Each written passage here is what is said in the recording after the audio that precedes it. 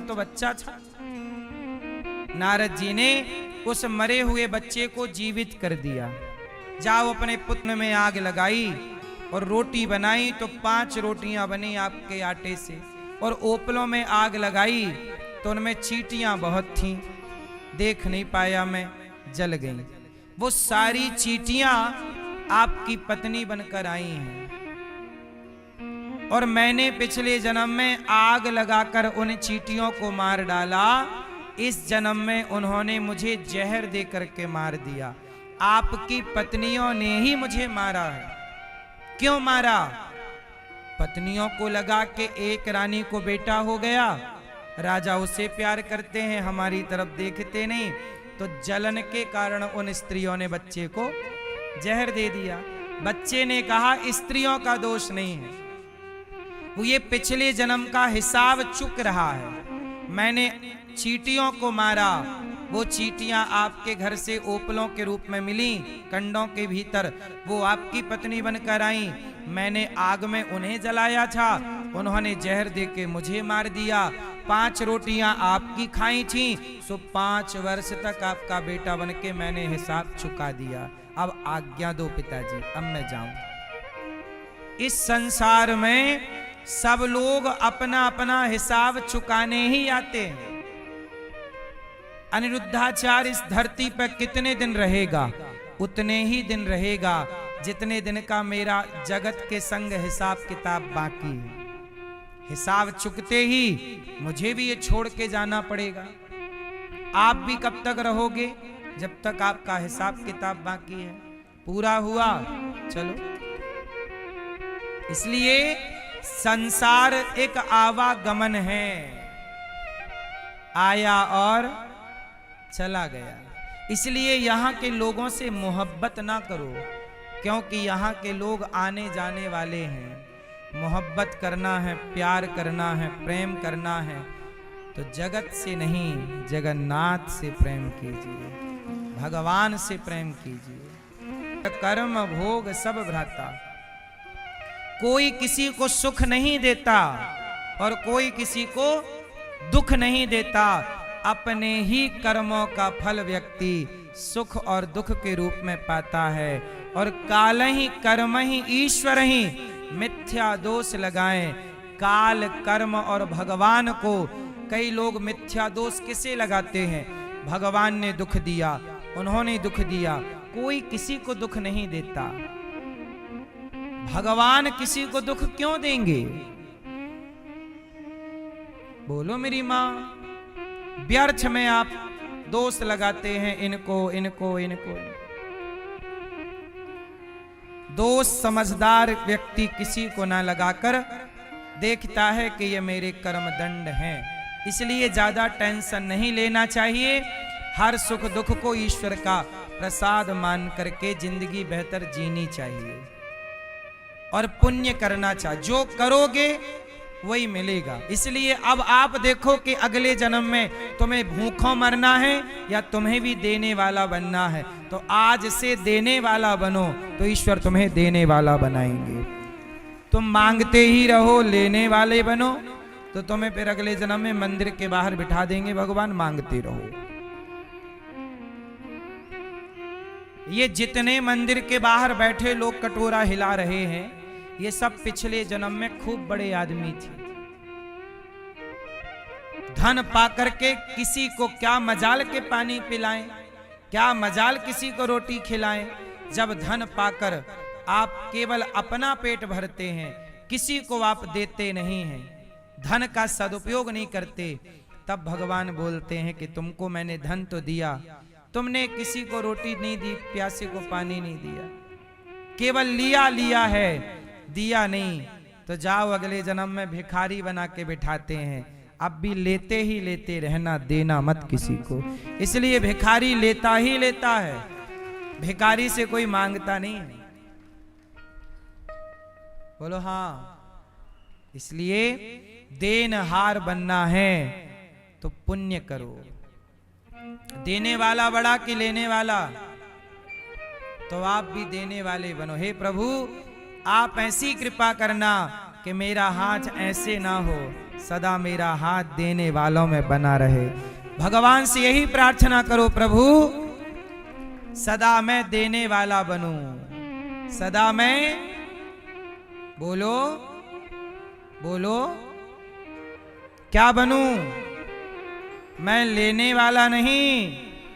आप ऐसी कृपा करो प्रभु कि मैं हजारों लाखों लोगों की सेवा करने वाला, रोटी देने वाला, प्रभु देने वाले तो आप हो, पर फिर भी आप इस शरीर से ये सेवा कराओ कि ये हाथ देने वालों में आगे बढ़ते रहें, सदा हाथ ऐसे रहें। लो लो, अन्न दान करो, जल दान करो, सदा देते रहो। जब आप देते रहेंगे तो ईश्वर भी आपको देते रहेंगे। कुएं से पानी निकलता रहेगा तो कुएं का पानी साफ रहेगा कि गंदा, और निकलना बंद हो गंदा हो जाएगा। देते रहोगे तो साफ रहोगे, देना बंद। इसलिए आजकल बच्चों को आप संस्कार देने के सिखाओ। बेटा तू भी किसी को भोजन करा के भोजन किया कर, देने वाला बनो। भगवान के एक भक्त हुए हैं प्रहलाद जी। प्रहलाद जी छोटी सी उम्र है। पिताजी कहते हैं तू क्या ये जपता रहता है? प्रहलाद जी बोले मैं नारायण नारायण श्री हरि जपता हूं। हिरण्यकश्यपु बोला ये मेरे दुश्मन का नाम है। क्यों जपता है मेरे दुश्मन का नाम? प्रहलाद जी बोले पिताजी भगवान किसी के दुश्मन नहीं है। हिरण्यकश्यपु बोला जा तू पढ़ने जा। पढ़ करके प्रहलाद जी आए। फिर पूछा हिरण्यकश्यपु ने क्या पढ़ के आया? बोले पिताजी 9 भक्ति सीख के आया हूं। हिरण्यकश्यपु आग बबूला हो गया कि तू मेरे दुश्मन का नाम जप रहा है। कौन है ये? बोले भगवान है। हिरण्यकश्यपु बोला बोल तेरा भगवान कहां है? मुझे तो नहीं दिखता। प्रहलाद जी बोले पिताजी गुलाब में खुशबू होती है पर दिखती नहीं है। नहीं दिखती तो हम ये थोड़ी मान लें कि नहीं है। ऐसे भगवान हैं, सबको दिखाई नहीं पड़ते, मुझे दिख रहे हैं। प्रहलाद जी बोले मुझे दिख रहे हैं। हिरण्यकश्यपु बोला तो बता तुझे कहां दिख रहे? प्रहलाद जी बोले न केवलम में भवतश्च राजन सवै बलम बलिनाम चा परेशम। सब में दिख रहे हैं। जिस बल से आप बोल रहे हो वो बल ईश्वर का, जिस बल से मैं बोल रहा, देख रहा, चल रहा, वो बल ईश्वर का।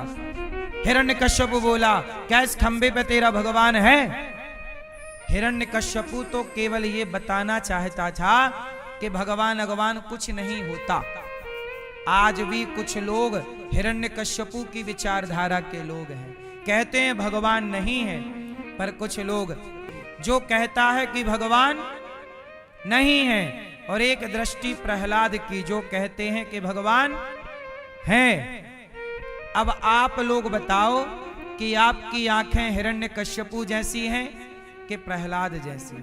हिरण्यकश्यपु की आंख से देखोगे तो भगवान नहीं दिखेंगे, पर प्रहलाद के दृष्टि से देखोगे तो कण कण में परमात्मा का अनुभव है। भगवान दिखते हैं, देखने वाला प्रहलाद चाहिए। दही में मक्खन है, निकालने वाला कोई व्यक्ति चाहिए। मथानी डालो मथो तो मक्खन निकलेगा। ऐसे ही जैसे दही के कण कण में मक्खन है, कोई निकालने वाला चाहिए। ऐसे सृष्टि के कण कण में भगवान है, कोई प्रहलाद ध्रुव जैसा भक्त चाहिए। भक्त है तो भगवान है, प्रकट कर लेते हैं।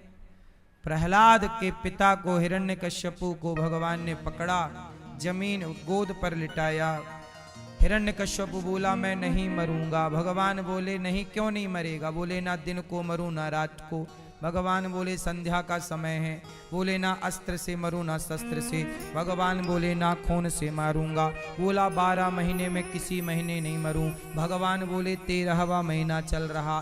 बोला पुरुषोत्तम महीना चल रहा। बोले ना ऊपर मरूं ना नीचे। भगवान बोले गोद में मार रहा हूँ। बोले ना अंदर मरूं ना बाहर। भगवान बोले देहरी पे मार रहा हूँ। अब उत्तर दो क्या है।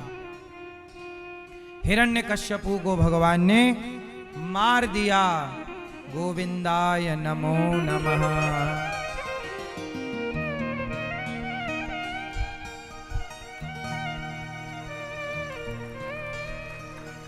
भगवान ने हिरण्यकश्यपु को मार करके और प्रहलाद की रक्षा की। प्रहलाद से कहा पुत्र कुछ मांग लो। कुछ नहीं। प्रहलाद ने कहा प्रभु आपकी हम सदा सेवा करते रहें। आपकी और आपके भक्तों की क्या करें। मैया प्रहलाद जी ने भी भगवान से क्या चाहा। सेवा। इतनी कृपा सांवरे बनाए रखना। मरते दम तक सेवा में लगाए रखना। हे प्रभु इतनी कृपा बनी रहे कि मरते दम तक। इसलिए आपसे निवेदन करता रहता हूं। ईश्वर ने आपको सेवा के लायक बनाया हो तो आप भी गौरी गोपाल आश्रम में जितनी सेवाएं हैं। कल आपने देखा ना एक माँ आकर के रोने लग गई। 4 बेटे माँ के, 2 बेटियां माँ की, पर कोई माँ को एक रोटी देने को तैयार नहीं। खुद की औलाद 6 बच्चे, 6 बच्चे मिलकर माँ को 2 रोटी नहीं दे पा रहे। कल आपने देखा माँ आई, उनको यहाँ रखा गया। जिन माँओं के अपने बच्चे सेवा नहीं करते उन माँओं को यहाँ सम्मान के साथ रखा जाता है, सेवा की जाती है। आपसे प्रार्थना है आप भी उन माँओं का बेटा बेटी बनकर। सैनी जी बस्ती यूपी से 11,400 रुपए। सुधा शर्मा जी मॉडल टाउन दिल्ली से हैं। राम अधीन दिल्ली से बिहारी प्रसाद गुप्ता जी विशेष सहयोग के हाथ बढ़ा रहे हैं। बहुत बहुत धन्यवाद। 6,100 रुपए सुरेश। संत करें ध्यान नारद गुण गान करें छेड़ वीणता। कृष्णा राधे कृष्णा हरे हरे। ओम जलन शीतलीकरणं पुष्पै देवादिपतिनम् आरोग्य पुष्पांजलि। हम नाना सुगंध पुष्पाणि यथा कालोद्भवानि च पुष्पांजलिर्मया दत्तग्रहण परमेश्वर श्री पुराण पुरुषोत्तमाय नमः। मंत्र पुष्पांजलिं समर्पयामि। बलवृंदावन बिहारी लाल की जय। राधा रानी सरकार की जय। जय जय श्री राधे श्याम। जिन भक्तों को गुरु मंत्र लेना है कल सुबह 9 बजे गुरु मंत्र दिया जाएगा। और जिन्हें अभी मिलना है ऊपर मंदिर में चलिए, आप सबसे मिलेंगे। और अभी थोड़ी देर बाद प्रश्नोत्तरी होगी जिनको सुनना है। सुनने वालों कथा को देता यही मेरा, कल फिर हम सुनवाएंगे लेकर कृष्ण का नाम।